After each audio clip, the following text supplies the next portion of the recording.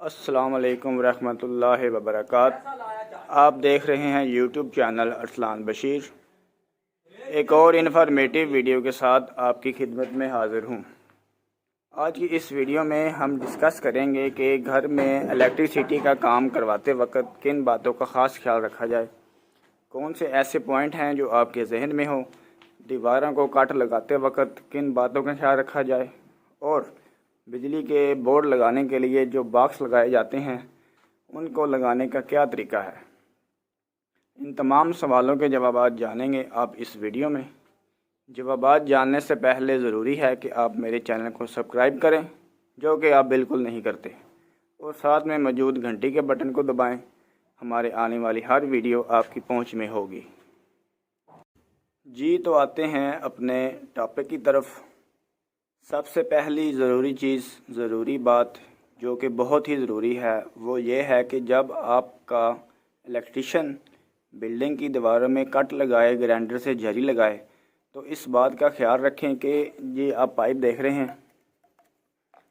دیوار میں جھری اتنی ہو کہ پائپ اندر چلا جائے، اور آپ یہ دیکھیں اتنا فاصلہ، پلستر اوپر سے ٹھیک طریقے سے آ جائے۔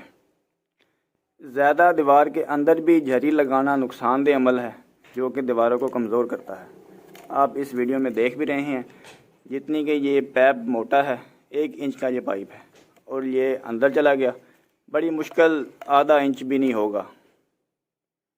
اتنی جھری دیوار میں ہونی چاہیے جو کہ مناسب ہے، آپ کا پائپ اندر چلا جائے اور اوپر سے پلستر ہو جائے، پلستر میں بالکل برابر ہو جائے۔ یہ بہت ہی ضروری پوائنٹ ہے۔ اکثر دفعہ ایسا ہوا ہے کہ الیکٹریشین حضرات جھری لگاتے وقت گرائنڈر کو فل اندر لے جاتے ہیں، جو کہ بہت ہی نقصان دہ عمل ہے۔ ایسا نہیں ہونا چاہیے، آپ کو اس بات کا خاص دھیان رکھنا چاہیے۔ اب آتے ہیں سیکنڈ پوائنٹ کی طرف، جو کہ بہت ہی امپورٹنٹ پوائنٹ ہے، اور اس کا تعلق گھر کی خوبصورتی کے متعلق بھی ہے۔ جب بھی آپ کا الیکٹریشین بجلی کے بورڈ لگانے کے لیے باکس لگائے، جیسا کہ آپ کو اس ویڈیو میں نظر بھی آ رہا ہے، یہ باکس لگانے کے لیے بہت ضروری ہے کہ آپ کے پاس لیول ہو، ہینڈ لیول۔ اب میں آپ کو دکھاتا ہوں، یہ آپ دیکھ سکتے ہیں ہینڈ لیول، باکس اوپر رکھا ہوا ہے، اور نیچے سے بھی آپ کو دکھا دیتے ہیں، دونوں سائڈوں سے برابر ہے۔ یہ باکس بالکل ایک لیول میں لگنا چاہیے، سیدھا، ادھر سے ڈاؤن یا ادھر سے اپ، ادھر سے اپ یا ادھر سے ڈاؤن بالکل نہ ہو۔ ہینڈ لیول کی مدد سے بالکل سیدھا لگائیں۔